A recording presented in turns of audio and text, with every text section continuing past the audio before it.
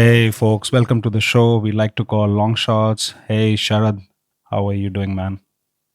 Same old, nothing new. I've been riding the volatility in the market, and that's about it.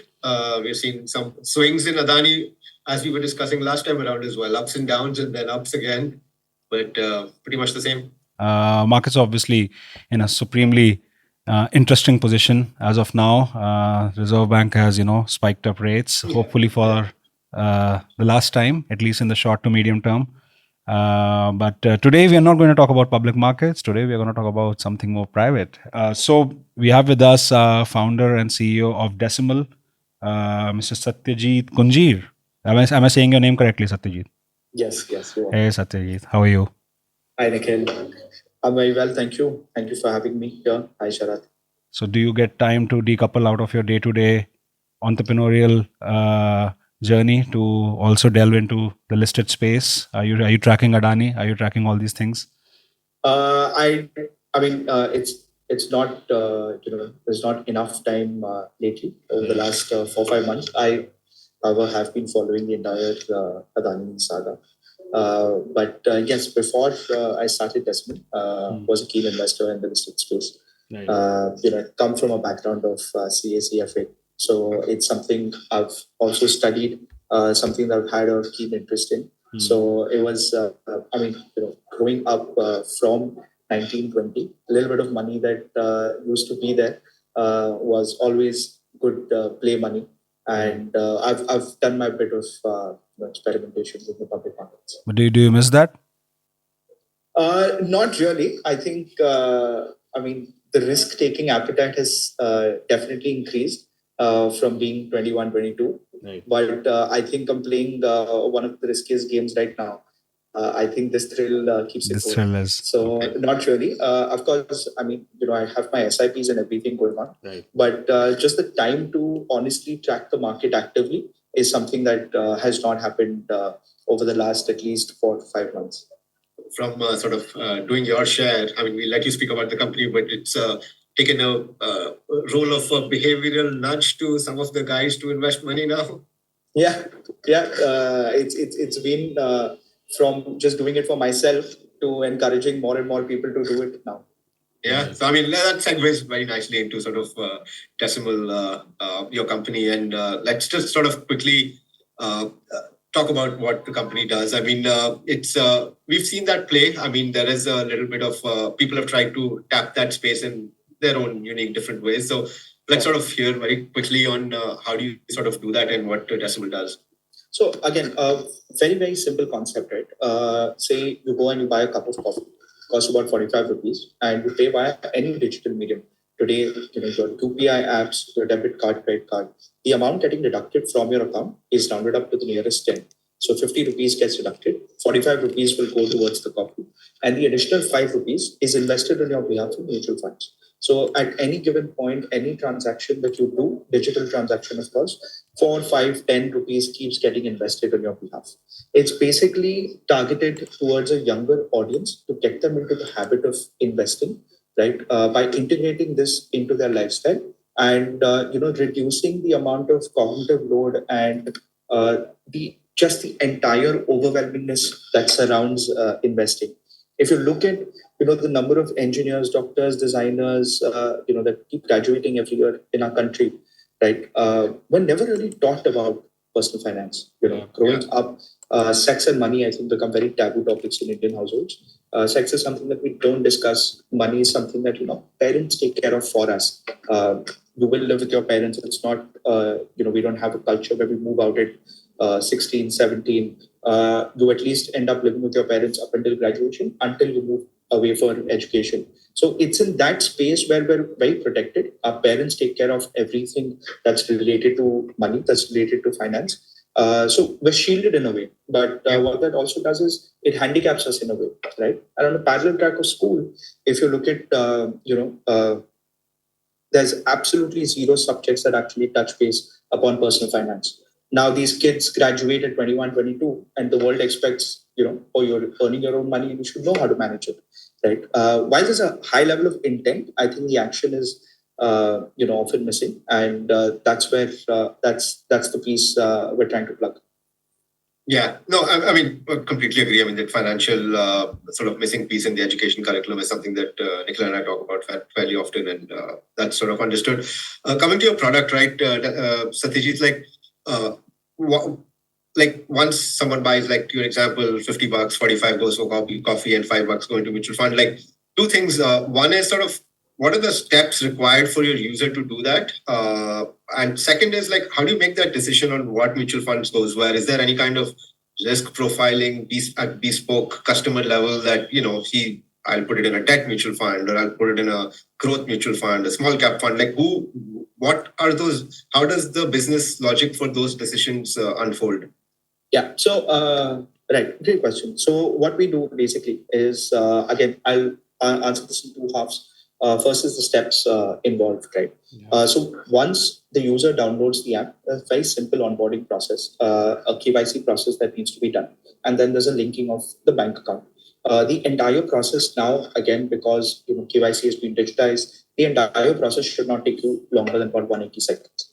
Once this is done, right, how we actually function is once you've done the transaction of 45 rupees, I'm sticking to the same example that we spoke about earlier. Once you've done the transaction of 45 rupees, your bank sends you an SMS, right? We read this SMS and we initiate a second transaction, which is for the rounded up amount of 5 rupees. This 5 rupees gets auto debited from your account and then gets invested. Now, as far as where does the investment happen, right? The objective is not to come and introduce every single mutual fund on the platform, right? I mean, if you have every single mutual fund, then lots of companies that are already doing that, right? But the problem of financial literacy again comes in here, where a person might not be in a position to come on the platform and select which mutual fund should be, which mutual fund I should select or which mutual fund my money should be invested in. So what we've done is we've broadly broken this down into three categories, like low risk, mid risk, high risk. Right? In the low risk bucket, we have a debt fund. In the high risk bucket, we have a small and mid cap equity fund. Right? And we ask the user to choose a bucket. We've also not named it as low risk, mid risk, high risk. We've also named it, making the nomenclature slightly easier, right? The high risk bucket is called take a leap. This low risk bucket is called slow and steady, right? So that's how we've also worked with the nomenclature. What we're trying to do here is really just make it, where all of this, the entire universe seems so overwhelming, so complex, right? We're just trying to make that easy for the user. And once the user chooses a bucket, according to that mandate, we keep investing. Right. Just to kind of give a sense of, the kind of users that you guys are targeting. Like typically these are all micro savings, right? I mean, rounding up Sure. different multiple transactions. But I mean, effectively, what kind of, I would say pot per user you guys typically build over time?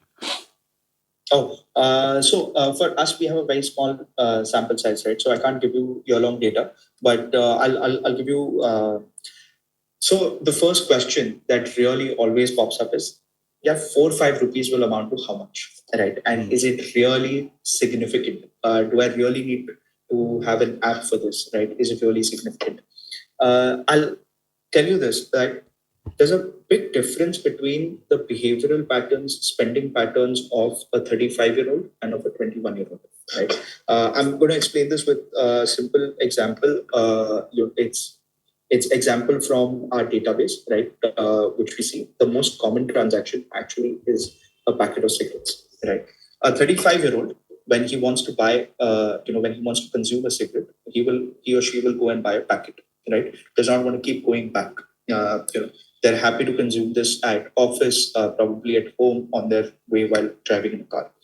A 21-year-old, however, will never buy a packet. There are two reasons for this. One is psychologically not okay spending 400-500 rupees for a packet of cigarettes. Secondly, if he or she cannot finish the packet in a day, they're going to have trouble hiding it at home, right? There's a fear of getting caught. So, which is why every time that they want to consume a cigarette, they will buy one cigarette. Rounding up is a factor of the number of transactions, not the amount of transaction. 497 rounded up is 3 rupees, 17 rupees rounded up is 3 rupees. right? So which is what makes this an ideal product for the younger audience. The younger audience we have is they do 6.18 transactions on an average per day, right? So we have the default section is to round up to the nearest 10, but of course you can round up your transactions to the nearest 50, nearest 100, depending on what your appetite is, right? And so currently we have 2,759 rupees per user per month is the average investment that happens. Now let's take, let's just consider 3,000 rupees for calculation's sake. 36,000 rupees in a year of that you have in investments for a 21, 22-year-old, right, is a significant amount of money. That's a down payment for a bike. That's a good phone. Where, these are things which are aspirational to the youth, right? If you can help them buy this, what is aspirational truly to them at 21, 22, without them having to turn back to their parents or without pinching their pocket, you establish a relationship of trust. And once you've established a relationship of trust, you can take them onto the path of long-term investing. The entire wealth tech industry today starts with saying, invest so your retirement is better, right? Invest to buy your dream home. These are not what, this forms such a disconnect with the youth at the onset of the proposition that while there's a high intent, the action is often missing. No, understand. I mean, this is anyways this kind of works on large numbers, right? I mean, it's micro tickets, but it's repeated and gamified behavior-driven transactions, which kind of create a saving spot passively rather than one actively participates. That part is clear, but I mean, like the fact that you guys are deploying it in mutual funds and there is a quote unquote advisory element to it, even that advisory element is also automated to a certain extent based on your risk gradation. But there are other players in the market like who, instead of actually redeploying savings into a financial instrument like a mutual fund or a stock, would put it in something like digital gold, which kind of sounds like a no-brainer, right? I mean, guys like Jar and all that, they're doing that. What was the how do you frame your model versus what they are doing? And was there some specific reason why you went for a financial security or a financial product driven approach purely versus like going for something more vanilla like digital gold, for example? Yeah, sure. So one part of mainly, so two reasons why we didn't want to do gold. One is, once you purchase gold, there's 7% loss of value that happens. So purchasing gold at 100 rupees, you get value worth 93 rupees. After which also, if you look at, the last 10-year averages, historically it's been appreciating at about 3.5%, right? Inflation continuously has been in 6.5%. It's something which does not really generate a real return. There's an argument that's made that our users might not really do they really understand the complexity of all of this? Do they really understand real return? Probably not, because I'm constantly in touch with our users. And also understand the asset class, right? Gold is something so familiar for many households, right?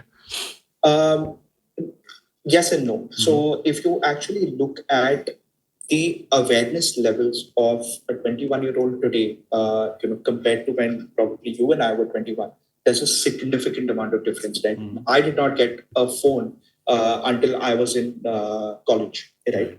Before that, I mean, exposure to internet, if you remember, was that dial-up network. When your landline would be blocked, and probably that was the only source of communication with the outside world. So you had a set time, right? But today, people, or kids get a phone in their 6th, 7th grade, right? They're on Instagram, they're on Twitter, they're following all of these finfluencers, they're following other CEOs. So the level of exposure is at an all-time high, right? Gold is something that this young audience or this young age group is not really kicked about. We come from a bias where we say that, there's a familiarity with gold, but that's for us. That's not necessarily for the youth today, right? They say gold mein to meri mummy invest karti, right? Crypto to batao, right? But mutual funds, on the other hand, is something that, if you watch cricket, mutual funds sahi hai, right? Any kind of exposure. So mutual funds sahi hai is something, there's a comfort level of investing in that. you know that you invest in the right instruments. This is something that can give you a good return, right? Over a period of time. Of course, there will be fluctuations in the market in the short term, but I think everyone is bullish on the India story. Over a 2-year, 3-year period also, you will have made more money compared to gold. So to answer your question of if, irrespective of whether our users understand this concept or not, I think 5 years down the line, 10 years down the line, when they do understand it and they look back, I think we want to be in a position where we did right by them. And how does the process of deployment work? Let's say I buy coffee today, right now, 3:30 p.m., let's say, and $5 out of that is supposed to be invested. So will my investing horizon for that $5 start today, 10, whatever the date is today, will it start from today? And how does, do you pool that all and trade at the end of the day? Is that how it works? Or is it you already have a pool of mutual funds that you guys trade from your own book and then people are mapped to the start date and end date? Or is that actually the same $5 are flowing through? No. So that would have been a fund of funds, not what we do. So what we do is share your transactions individually, right? So say the cumulative of that comes up to about 47 rupees at the end of the day of all of your roundups. At the end of the day, we debit that 47 rupees. This against your name and your PAN card goes directly into the mutual fund, and units are allocated against that to you tomorrow. And those are your individually held in your name. So, I mean, is there like a wallet framework, or this is directly deployed from bank to bank? Wallet. It directly from your account goes into the AMC collection account. Understood. At the end of the day, what we do is we upload a reconciliation file saying, 47 rupees, Sharath, his PAN card number. 168 fields that we actually upload. And that is uploaded to the AMC, and then the allocation of units happen. So, has it been a constraint because some mutual funds have minimum amount, but I guess for you it's not a constraint because you're trading in volume, so you obviously probably meet it when you club them all together on a daily basis, right? No. So the constraint, again, like I said, the mutual fund, constraint of minimum investment of say 500 rupees in most equity funds. It's lesser in a couple of funds for debt funds, 100 rupees. Yeah. That does not get surpassed just because we are doing a bulk investment, because that 500 rupee mark has to still be breached by each investor individually. Correct. Yes. So that is something that does not this thing. The experience of investing on a daily basis, if I do my transaction and that investment should happen, is something that we were very keen on delivering, which is why we have been in touch with Sachin Bansal's team, Navi, for a very, very long time, since over a year. And finally in September was when we convinced them to drop their minimum investment amount below 500 to 10 rupees right now, where it currently is at. If some users' amount is less than 10 rupees, then we just accumulate that or we pass it over to the next day. But I mean, on a daily basis, you might have about 70, 80 people whose amounts are below 10 rupees, but generally everyone passes. Okay, that. 10 bucks would solve it. And in terms of analytics, let's say I've made 300 transactions in a year. So the 300 roundups that have happened in a year, I'm averaging less than one transaction. But at the end of the year, I can actually see my returns through your app, which are sort of segmented, or is it sort of consolidated? What kind of analytics will I be able to see? So we provide complete transparency on the app. So everything, the number of units purchased, the entire statement of that, from which transaction, which amount actually went. So say, I spent about 451 on Zomato. I ordered some food. So it'll tell you the date of the transaction. It'll tell you the vendor that you spent it at, and because of which 9 rupees was invested. It also gives you a daily roundup, just a summary of the day, summary of the week, summary of the month, and of course, summary of the year. So those are things that we can, provided. As far as even redemption is something that you can, do completely on the app. So there's everything related to your investment, which we are handling. You do not have to leave the app. Everything is available on the app. Okay. And I'd really encourage you to download it and give us some feedback as well. Yeah, no, I mean, it's interesting. And in terms of data privacy kind of rules and things like that, is it a challenge to actually read someone's phone, like when a credit card message or a debit card or UPI message, the SMS that comes through your phone?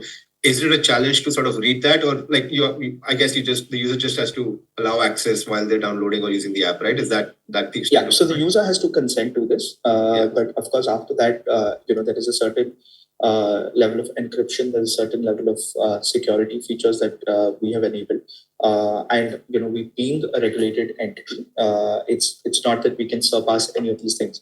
A lot of financial apps or even e-commerce apps, right?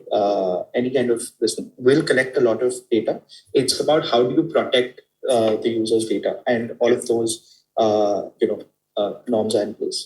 Satyajit, like it's interesting on the last point. I mean, I was wondering about the user consent here, in general, the mechanics of it, because like naturally there'll be some sort of terms of service which the user consents to once they have downloaded the app. But the fact that there are auto debits happening and they're happening at variable amounts, and sometimes they're being rolled forward probably in order to meet the minimum input minimum requirement. How do you manage those? Are there like repeated consents that the user has to give before every transaction, and obviously that will have an implication on the experience? Or and secondly, how do you manage that on the regulatory? And you mentioned that you're regulated, so are you guys like a SEBI registered mutual fund distributor? Like how are both the things working out for you? Yeah, so to answer your first question, it's a one-time consent that the user gives us at the start of it. So what was ECS before, obviously became NACH, and now there's a UPI layer to it, which is UPI 2.0. That's also called auto UPI, right? So very simple concept. You go onto the app, you enter your UPI ID. Once that is done, right? So we have an upper limit of anywhere between 1,000 to 1,500. Right. Once that is inputted, you go into your PSP app. So it could be Paytm, Google Pay, Phone Pay. You put in your digits there, and the consent is done. So it should not take you about longer than 15 seconds. It's as easy as ordering food. So that's how the one-time consent happens. As far as the amounts are below the threshold of 1,500, they get auto-debited. So that's the first question. On the second front is, yes, we're an AMFI registered mutual fund distributor. Right. And what's the revenue model here, Satyajit? Is it like commissions from mutual fund manufacturers? How exactly does that work? I mean, I assume that these are not direct plans, right? I mean, they're probably regular plans. They're regular plans. So how the revenue model works is completely free for the users to use it, right. And we get a commission from the AMC. Right, but technically, how do you? Because there's always that idea, right, in between being a distributor and being an advisor, or being a tied agent versus giving a 360-degree offering. Correct. In your case, I know, because it's very, very commoditized and granular in terms of the time size of transactions which are happening, right? How do you kind of characterize yourself as an organization or as a platform? So purely distribution play, right? There is no form of advisory, at least on the current platform. Is that something that we venture into going forward? Is something that no, I mean, like when I say like distributor, like currently it's not like you'll be probably offering every fund on the street, right? I mean, you have tied arrangements with like say 5 or 10 or whatever the number is, correct? Like, is the idea to eventually become like a 360-degree distribution platform where anything and everything is available as long as it kind of sits within the risk bucket that the user has set? Not really. So again, if we talk about the user wanting to come onto the platform and then has about 300, 400 options, and the user has to select, then there are better platforms than us today that already exist. If the user has the capacity to make all of those decisions, right. Grow is a great platform that I also use. Right. So the objective is not that. The objective is to reduce the cognitive load. The objective again is not so focused on the diversification of the portfolio. The objective is not to meet your life financial goals. Like, this is not something which is going to fund your retirement. We're taking a step back, and we're just building a habit of investments. What are the issues that new retail investors actually also face, right? Say you have a portfolio of 50,000 rupees and that becomes 49,000. You're going to panic, right? What we keep talking about constantly, panic selling amongst retail investors. Now, say if you have a portfolio of 50 rupees and that becomes 49 rupees, right? Something that you're not going to be too bothered about, right? You look at it about 4-5 months down the line, and that 50 rupees will at least be 55 rupees, right? It teaches you that it teaches you to stay invested. It teaches you about how your money actually. No, I understand. I mean, you're pretty much like gamified SIPs, right? In a way, right? Like you frequently put money in, but it is more of it's not something which will happen on a fixed day per month. It's something which will happen every time you transact. Right? Basically, trying to make the user map every time he or she spends, they also invest. Yeah. So it's invest every time you spend. Exactly. Invest every time you spend, right? So how do you sort of way forward in terms of growth? Like I would assume the cost of acquiring a customer for you guys is primarily, or the biggest challenge is actually educating the person on what it does and how just to sort of tell them that investing is good and every time you spend there's a opportunity here to invest. When you sort of do that, is like the reason I'm asking is like sort of is the play to sort of go vernacular and go into different markets to sort of with the same message? Is that sort of the play, or is it sort of to just include more and more mutual fund opportunities because or different asset classes, not just mutual funds, like other things. But I feel like for your user who, let's not say financially illiterate, but someone who's financially not savvy enough or is relying on being nudged, they probably don't care too much about how many mutual funds are there on your back end, as long as there is a big leap and slow and steady, or basically the three buckets, right? They probably don't even know which mutual fund their money is actually going into. They probably think that you're their counterparty, right? So how do you sort of think of the way forward then to sort of scale it further? Yeah, so a statement that you made, right? Our biggest cost must be to educate the user and to acquire the user. It's quite the contrary, actually. The point that I was mentioning earlier, where the awareness levels are at an all-time high. If you actually stop someone who's 21-year-old on the road, and if you ask him whether you should invest, right, everyone says yes, right? The ball drops if you ask them if they do, right? So we're just bridging that gap. So as soon as the proposition or the idea of the app is effectively and very clearly and simply communicated to the user sold. Our cost per acquisition behind an active user right now stands at 78 rupees. Right. And that's all marketing spend? Is that sort of how it's calculated typically? Yeah. So entire marketing spend divided by the active number of users.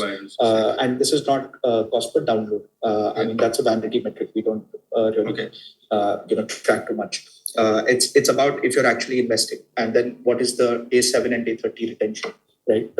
And the day 7 retention tells you, at least 7 days that a user has been investing for, whether the user actually sees some amount of utility, and then day 30 tells you, how much the user is investing and what projections for the long-term value from the user can be. So our cost is not heavily on, it's very simply and effectively communicating the proposition of the app, and I think that does the job very well for us. And like you rightly said, the objective is not to introduce more and more mutual funds, more and more asset classes. Today we have this one proposition, we have this one selling proposition, and this, just on the basis of this, we want to build a large enough distribution. Once, while we're doing this, right, there's a lot of user behavior that we're actually studying. So whether we start becoming, what are the kind of more options or more financial products that we actually start, offering the user is something that we want to take a call for once down the line, once we've studied enough amount of user behavior. But for now, at least over the next 12 months, this is the one proposition that we have, and this is what we want to build distribution on. Because I mean, again, introducing more and more products, more and more other things. We can also start providing loans to these users. We can tie up with PNPL. All of those things are, in today's world, have also become very easy because they're very good established companies in these spaces, right? Where we can just take those APIs and plug it in and start offering these products. But that just makes it a very cluttered experience, right? So that's not what the objective is today. And I mean, again, this is hunch, but I would suspect the guys who are already on engaging with your app and have been spending, I would suspect there's a very low churn rate. I mean, it seems like a behavioral change which is difficult to reverse. So I would suspect not a lot of people stop it all of a sudden because less than yeah. So it's a very low churn business. Yeah. So what happens is, again, going back to my same example, coffee, right? 45 rupees and then 5 rupees that's getting invested. It's really not pinching me. It's not pinching me enough to go and say, oh, बहुत पैसा जा रहा है, right? मैं जाके बंद करता हूँ, right? Sure. What we do see is about 7 to 8% of people withdraw the money, not the entire amount, but partially. And the average is about 30% of what we've invested. So they withdraw it. Probably someone just wants to buy something and they're falling short of something, and then they realize, oh, there's some money parked here because the withdrawal and everything is really accessible. That's something that we see. That's about 7 to 8%. But the churn of people who actually pause their account, delete their account, or completely withdraw 100% of their amount, all of those are calculated or grouped under the same bucket. That's less than 1%. Yeah, I would suspect, in fact, people probably spend a little bit more by thinking, oh, I'm investing more on the side as well by just spending a little bit more. Yeah, so there's one perspective of saying, what the drawback of this is. It somewhere takes away the guilt from splurging. Spending, yeah. Yeah, so not something we advocate, but I think that's an opportunity to partner up with some brands and say, like, you know what, why don't you match a little bit of savings, right? And give them a discount and you put that, match it. I mean, it's recurring brands like, you said coffee, so I mean, I'm thinking about Cafe Coffee Day, Starbucks, or whatever it is, right? I mean, those guys will actually jump on this to sort of create. I mean, I don't know. I'm just thinking out loud, but no, 100%. There actually is a company that does this. If you go and buy a product, say, let's take for example, buy an iPhone, right? So instead of giving you a cashback directly into your bank account for 1-2%, the 1-2% is actually invested on your behalf in your micro investing. Yes. Right. Satyajeet, like, when it comes to more balance sheet heavy financial services plays, I'm not talking of like guys like you, but more like banks and NBFCs, guys who are actually providing credit.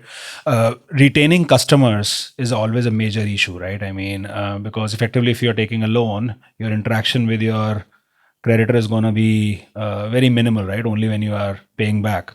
And whereas you, on the other end, are creating a customer funnel, right? I mean, I know it's probably early days to think of that, but it's already happening within this domain where there is a clear M&A synergy between a lender and a micro saving or a wealth management play such as yours. I mean, I think, in fact, if I recall, there's a company called Squill, right? Yeah, which got acquired by Kashi. Is that something also on your mind long term? I mean, from the standpoint of exit op? I mean, again, I think, like you said, right, too early to think about this. But sure, I mean, why not, right? So acquisition or an M&A is something, merger or, a complete acquisition is also something that is an option. Mm-hmm. Not something that we're actively pursuing, but not something we're oblivious to as well, right? It could even be something, an AMC wanting to, diversify some other financial company. If you look at the kind of scale that we, have potentially can build, I think it's something that a lot of bigger companies can also benefit from. Right. Because, it's... I mean, we've been in the market for about 40 days, right? 26th of December. We've been in the market for about 40 days. And yesterday's investment was for like 9,000 rupees. Right. So in 40 days, that's the cumulative investment that happened. Right. The target for 1st of March is 1 crore per day to be invested through the app. Right. I mean, if on that run rate you can go, I think that's a significant amount of scale that would benefit anyone. Right. But I mean that kind of, because there's always a question of unit economics, right? And there are two schools of thought. One is, let's start lending. There is, you make that clean net interest income, right? Yeah. And then once you have started lending and become, I would say, financially stable, raise capital and do an inorganic approach in order to make sure that you have multiple touch points with your customer. The other play is obviously, like that we become like a tech enabled customer enabler from day one, right? Reach tremendous scale either organically or by raising major institutional capital, and then at some point in time also start lending. And the jury is not really out on either. So, but what are your 2 cents on that? So one is we are unit profitable from day one.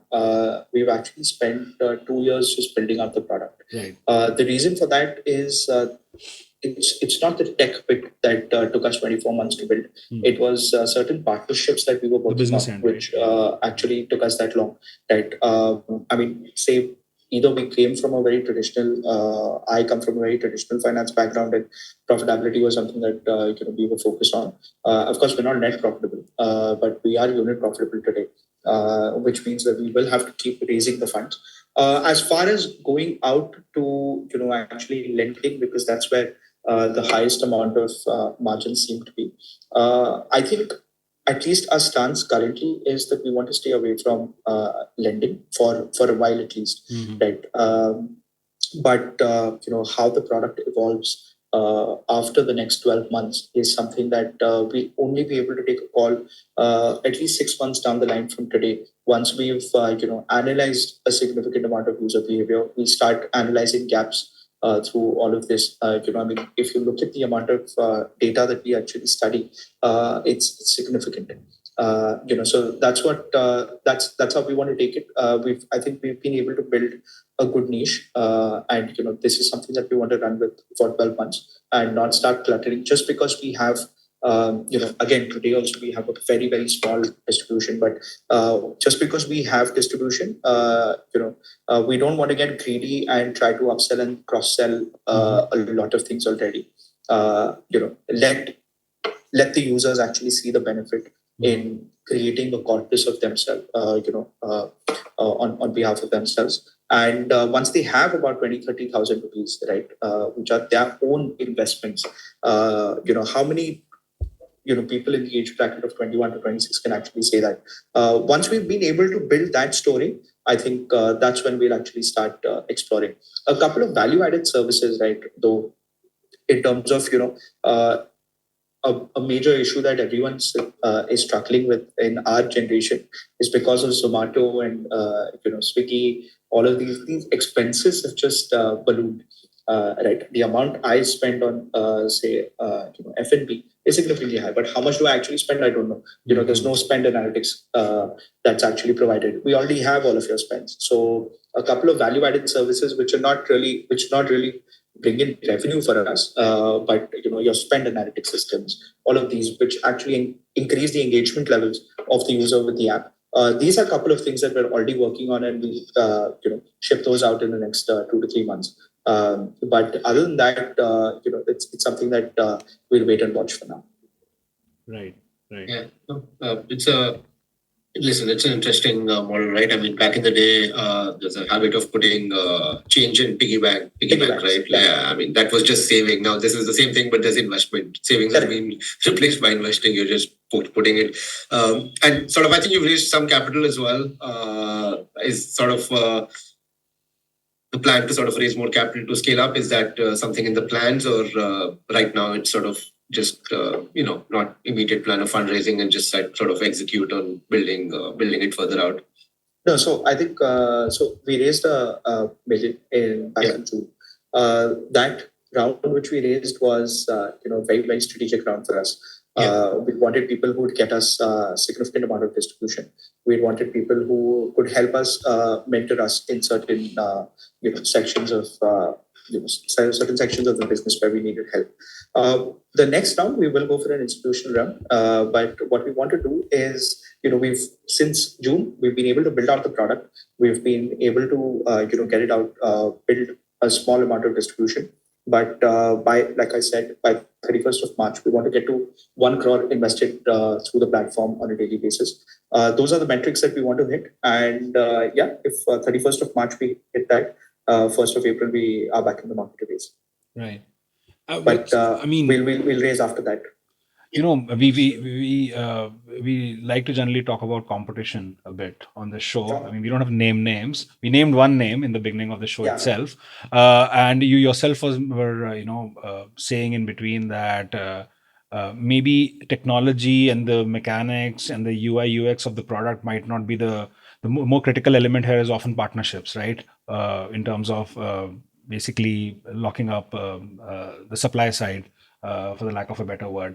So what do you think can be a potential, I'm kind of picking a very value investor term, moat here, because effectively, there was a time when we were probably in the web 2.0 era when, an app with a better UI and more seamless experience, that was enough. But that's no longer the case, right? I mean, effectively, you have a fair number of products out there with a fairly solid build, at least on the front end.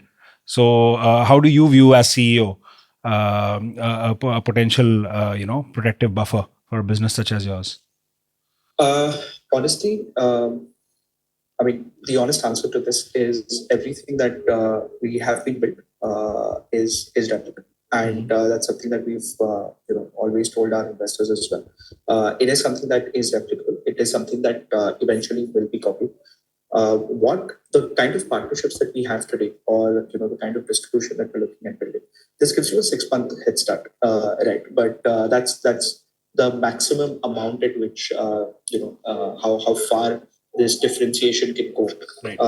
So I think one of the things is while competition or someone else is trying to catch up, and in those 3 to 4 months they will probably crack the partnerships that we have. Our objective for those 3 to 4 months or 6 months is to build what's next. And I think we need to keep evolving as that.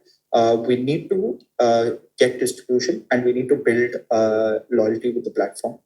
We need to build high engagement metrics. It's one less thing that we have to solve for, which is churn. So certain metrics that we have in mind, right, that we're very particular about. And once those things are there, I also feel that, we spoke about Jar, there's Penny, there's a couple of other companies also in the space. I think that market is too big, and it's not going to be a winner takes all market. It's not going to be that, we have 10 million, 20 million users and, no one else has anything.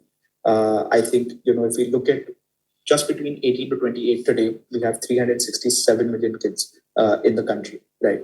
Out of which you would say at least 10% of this is captive audience. That's a huge market for active user base. So I think there will be 2 to 3 players at least which will survive in this space, and I think all of them will survive just fine. I mean, first was Zerodha. If you put it out for funding, it will be a unicorn, a decacorn also probably. Grow as a unicorn. There's Upstocks, which is a unicorn. There's Dhan, which is coming up. So I mean, multiple players will exist in the same space. Right. India's investment penetration is far too low.